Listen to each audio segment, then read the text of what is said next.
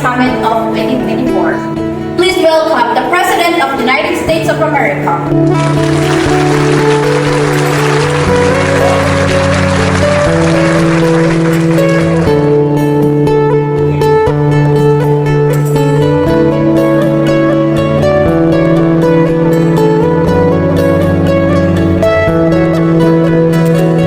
Please welcome the President of Japan.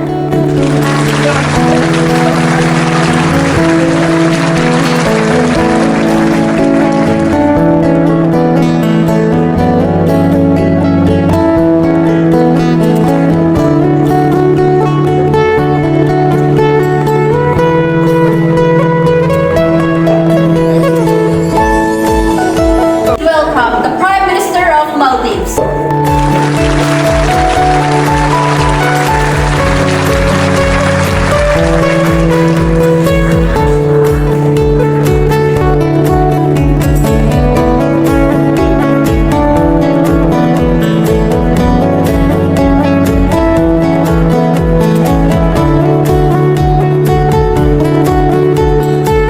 Please welcome the President of the Philippines.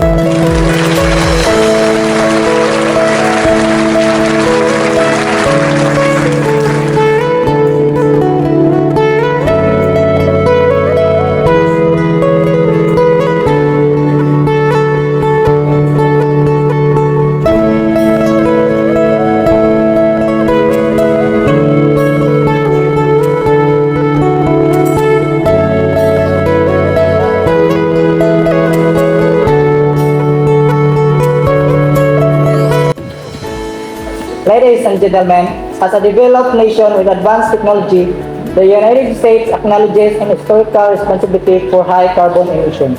We are committed to taking bold action to address climate change while also recognizing the need for a fair and balanced approach. Our key argument is that developed nations should lead the way in emission reduction, leveraging our advanced technology and infrastructure. We propose setting ambitious emission reduction targets, investing in renewable resources, and enforcing stricter regulations on industries to achieve substantial emission reduction. Thank you, Duan.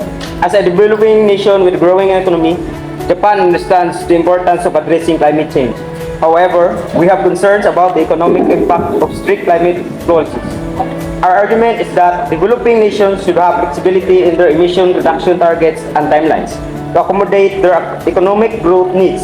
We propose a gradual transition to clearer energy sources with financial and technological support from developed nations such as our Japan to facilitate this transition. We also emphasize the need for capacity building and knowledge sharing to implement effective climate policies.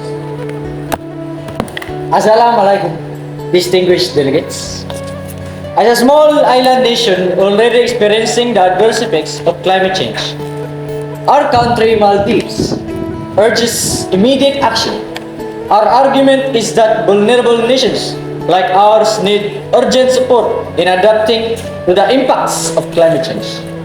We propose that the establishment of a comprehensive loss and damage mechanism to address irreversible impacts and provide financial assistance for rehabilitation and compensation. Additionally, we call for ambitious emission reduction targets from developed nations who have historically contributed the most to climate change while committing to our own ambitious targets. Thank you all for being here. As a major global economic player, Philippines recognize the urgency of addressing climate change and the need for innovative solutions. Our argument is centered around investment in green technologies and market-based approaches. We propose increased investment in research and development of green technologies, as well as the establishment of international partnership and funding mechanisms to accelerate their deployment. We also support the implementation of market-based approaches, such as carbon pricing, to incentive emission reductions, public-private collaborations are key to driving innovations and scaling up climate solutions. In response to Japan's concern about economic impact, we understand the need for a balanced approach. However, we emphasize that the long-term cost of inaction far outweighs the short-term economic challenges. By investing in renewable energy and enforcing stricter regulations, we can stimulate job creation in the clean energy sector and drive economic growth. Moreover, supporting developing nations in their transition to cleaner energy sources will open up new business opportunities and foster sustainable development. While we acknowledge the importance of emission reduction, we urge to develop nations to fulfill their commitment to provide financial and technological support to developing nations like ours. Without adequate support, it becomes difficult to balance economic growth with emission reduction. We propose that developed nations increase the financial assistance and technology transfer to facilitate our transition to low carbon development. This will ensure a fair and equitable approach to climate action. Maldives appreciates the efforts of developed nations. But we must emphasize the urgency of our situation. Rising sea levels and extreme weather events are threatening our very existence. We need immediate financial and technical support to build resilient infrastructure and protect our communities. Additionally, we request that developed nations go beyond their emission reduction targets and provide substantial financial assistance to vulnerable nations for adaptation and mitigation efforts. Our survival is at stake.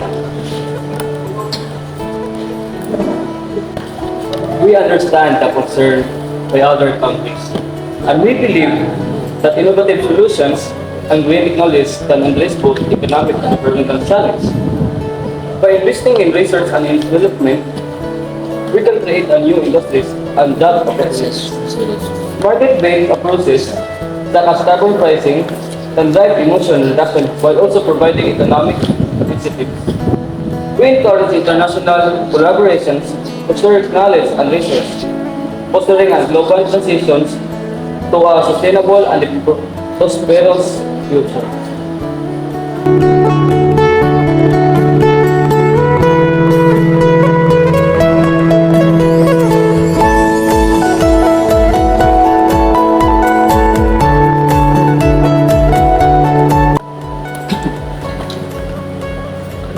We acknowledge the importance of supporting developing nations in their transition to cleaner energy sources.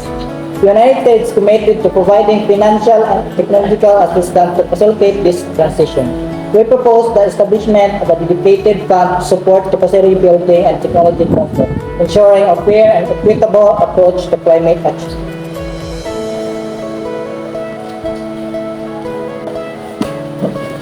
We appreciate United States' commitment to supporting developing nations. In return, we are willing to commit to ambitious emission reduction targets and timelines that align with our economic growth needs. Additionally, we propose the creation of a platform for knowledge sharing and best practices, allowing developing nations to learn from successful climate policies implemented by developed nations such as our nation.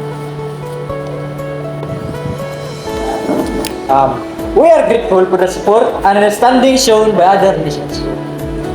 In addition to financial assistance, we request that developed nations prioritize the provision of technical expertise and resources for adaptation and mitigation efforts.